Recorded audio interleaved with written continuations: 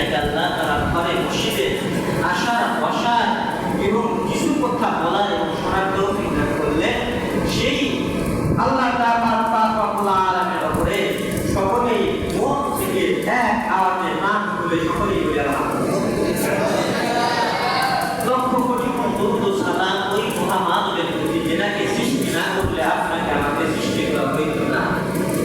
যেই নবীর ওসিলা ছাড়া আপনি আমি কেউ কবরের জগৎ পানি দিতে পারবো না, যেই নবীর সুপারিশ ছাড়া আপনি আমি কেউ জান্নাতে যাইতে পারবো না, যেই নবী আপনার জন্য আমার জন্য দুনিয়াতেও রহমত আখিরাতেও রহমত, কেমন ভাবে দয়ার নবী মায়ার নবী আখিরাতে আমাদের জন্য রহমত।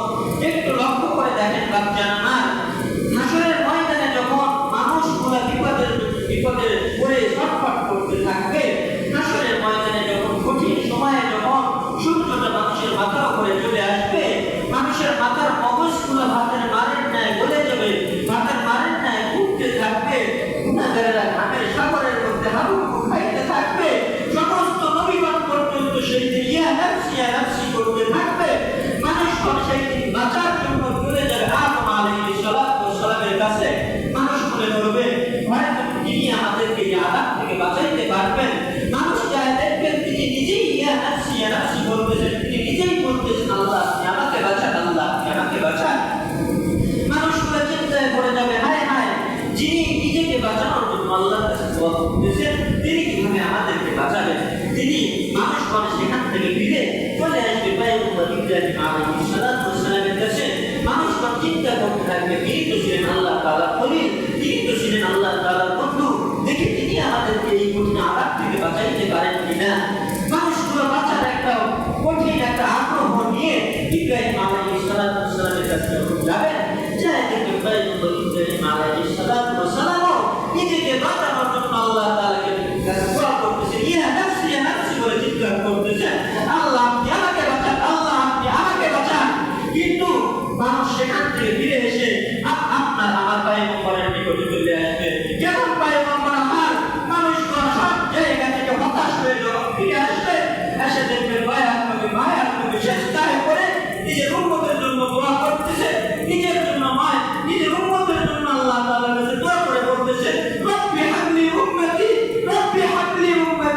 মালিক আপনি আমার উম্মতকে বাঁচান, আল্লাহ আপনি আমার উম্মতকে বাঁচান, আমি আমার একটা উম্মতকে রেখে জান্নাতে যাব না। সেই দয়ার নবী মায়ার নবীর প্রতি সকলেই আমরা মন থেকে প্রাণ থেকে দরুদ করে সকলেই সাল্লাল্লাহু আলাইহি ওয়াসাল্লাম। সম্মানিত হাজিরিন, আজকে এমন একটা বরকতপূর্ণ দিন, যেই দিনকে বলা হয় বিলাদুন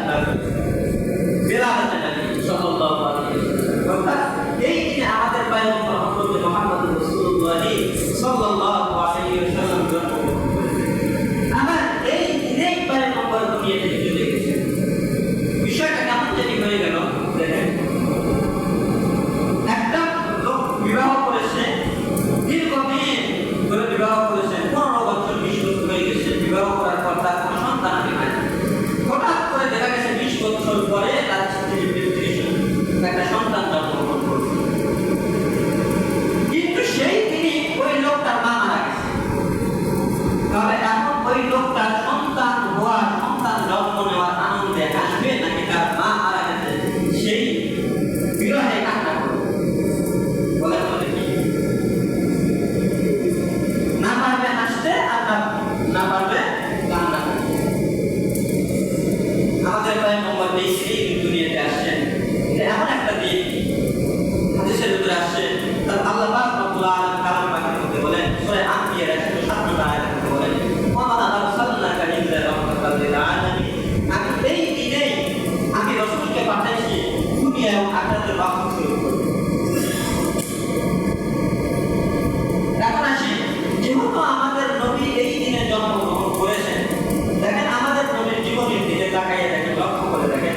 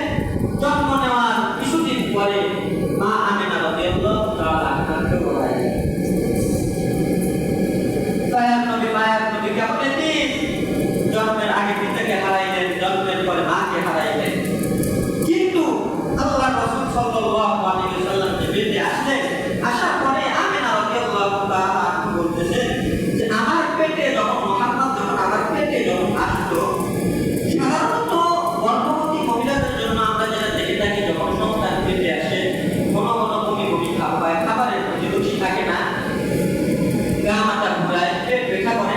আমিনা রাদিয়াল্লাহু তাআলা বলেন আমাদের জন্য খুশি হয়। এটা কার বরকত? একমাত্র পয়গম্বরের বরকত।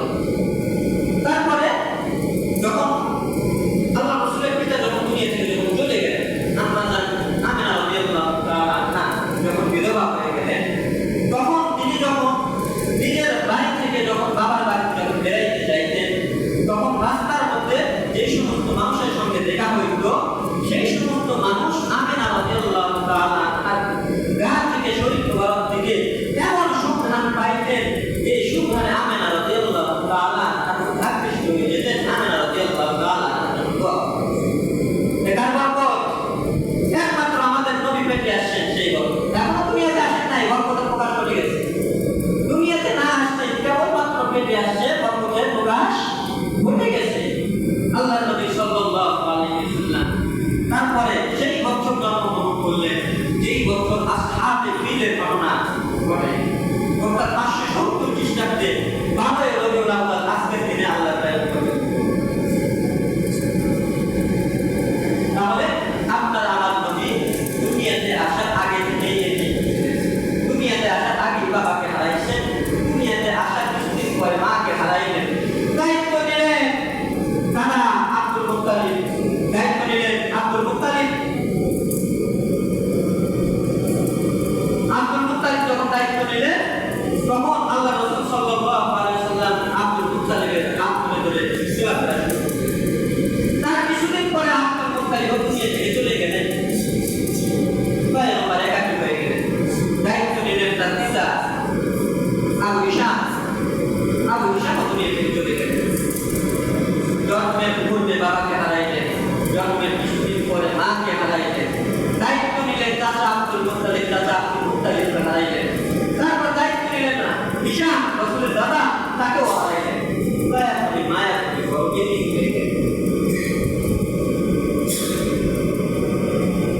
আল্লাহ রাসূল সাল্লাল্লাহু আলাইহি ওয়াসাল্লাম এই সমস্ত টেনশনে যখন লিপ্ত হয়ে গেলেন, যখন একাকী হয়ে গেলেন, তখন আল্লাহ পাক রব্বুল আলামিন তাফসীরে জালালাইনের ভিতরে আসছে, পয়গম্বর আলাইহিস সালাতু ওয়াস সালামকে সান্ত্বনা দেওয়ার জন্য হযরত জিবরাইল আলাইহিস সালাতু ওয়াস সালামকে মানুষের রূপ ধারণ করে আল্লাহ পয়গম্বর সাল্লাল্লাহু আলাইহি ওয়াসাল্লামের কাছে পাঠিয়ে দেন।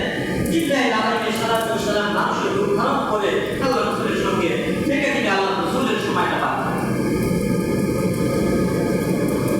সম্মানিত হাজিরিন, মুসলমান ভাইয়েরা আমার, তাহলে আয়াত তেলাওয়াত করেছি, ওমা আরসালনাকা ইল্লা রাহমাতুল লিল আলামিন। দয়ার নবী আল্লাহ পাক রব্বুল আলামিন নবীকে দুনিয়া ও আখিরাতের জন্য রহমত স্বরূপ পাঠিয়েছেন। কেমন রহমত? দেখেন, আল্লাহর পয়গম্বর সাল্লাল্লাহু আলাইহি ওয়াসাল্লাম জন্ম নেওয়ার বহু বছর আগে থেকে পারস্যের একটা দেশে একটা অগ্নিকুণ্ড জ্বলতেছিল। হাজার হাজার বছর ধরে একটা অগ্নিকুণ্ড জ্বলতেছিল। আল্লাহর পয়গম্বর যখন জন্মগ্রহণ করলেন, সঙ্গে সঙ্গে সেই অগ্নিকুণ্ডটা নিভে গেল। আমাদের আমিনা রাদিয়াল্লাহু তাআলা আনহা বলেন, পয়গম্বর যখন ভূমিষ্ঠ হবেন, তার আগ মুহূর্তে আমি এমন একটা আলো দেখতে পাইলাম, যে আলোতে মক্কা থেকে বহু দূরে বুসরা নামক একটা শহর, এই শহরটা পুরোটাই আলোতে আলোকিত হয়ে গেল। দেখেন নবী আমার কেমন বরকতপূর্ণ নবী। সেই সময় আল্লাহ রাসূলের জামানায় লোকেরা কি করতো? ছোট বাচ্চাদেরকে দুধ পান করানোর জন্য, ছোট বাচ্চাদেরকে দুধ পান করানোর জন্য দূর দূরান্ত থেকে ছোট বাচ্চাদেরকে সংগ্রহ করে নিয়েছে। হযরত হালিমা সাদিয়া রাদিয়াল্লাহু তাআলা আনহা কয়েকজন মহিলাদের সাথে করে নিয়ে তিনিও বাচ্চা তালাশের উদ্দেশ্যে মক্কা থেকে চলে এসেছেন। হালিমা সাদিয়া রাদিয়াল্লাহু তাআলা আনহার সঙ্গে যতগুলো মহিলা আসতো, সবাই মানে ভালো ফ্যামিলির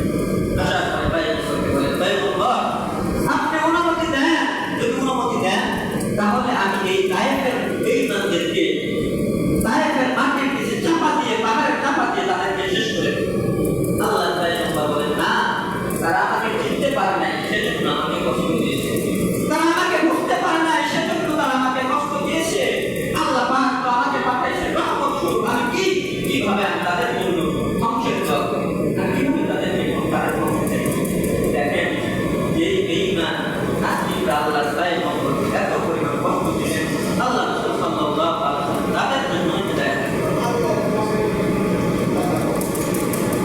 তারপরে শুধু তাই নয় আল্লাহর পয়গম্বরকে মক্কার লোকেরা এমন ভাবে কষ্ট দিয়েছে এক পর্যায়ে কষ্ট সহ্য করতে না পেরে আল্লাহর পয়গম্বরকে নিষেধ করে আল্লাহ পাক রব্বুল আলামিন সূরা আন-নাহলের মধ্যে বলেন ওয়া ইয ইয়ামকুরু বিকাল্লাযীনা কাফারু লিয়ুযিল্লুকা আও ইয়াকতুলুকা আও ইখরিজুকা ওয়া ইয়ামকুরুনা ওয়া ইয়ামকুরুল্লাহ